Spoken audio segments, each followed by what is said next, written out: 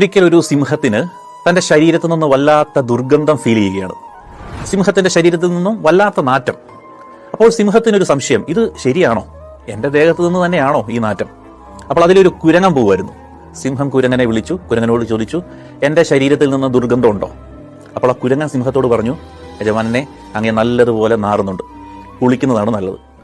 പേടിയായതുകൊണ്ട് ആരും പറയാത്തതാണ്, ഞാൻ പറഞ്ഞതേ ഉള്ളൂ. സിംഹത്തിനാണെങ്കിൽ കുരങ്ങൻ തന്നെ കളിയാക്കുന്നതായിട്ടാണ് തോന്നിയത്. സിംഹം ചാടി വീണ് കുരങ്ങനെ കൊന്നുകളഞ്ഞു. തൊട്ടടുത്ത് ഒരു മാൻ നിൽപ്പുണ്ടായിരുന്നു. ഈ മാനിനോടും സിംഹം ഇതേ ചോദ്യം ചോദിച്ചു. സത്യം പറഞ്ഞിട്ട് കുരങ്ങനെ കൊന്നുകളഞ്ഞതാണ്, അതുകൊണ്ട് കള്ളം പറയാമെന്ന് മാൻ ചിന്തിക്കുകയാണ്. സിംഹം ചോദിച്ചു, എന്റെ ദേഹത്ത് നിന്ന് ദുർഗന്ധമുണ്ടോ? അപ്പോൾ മാൻ പറഞ്ഞു, ഒട്ടും ദുർഗന്ധമില്ല, നല്ല സുഗന്ധമാണ്.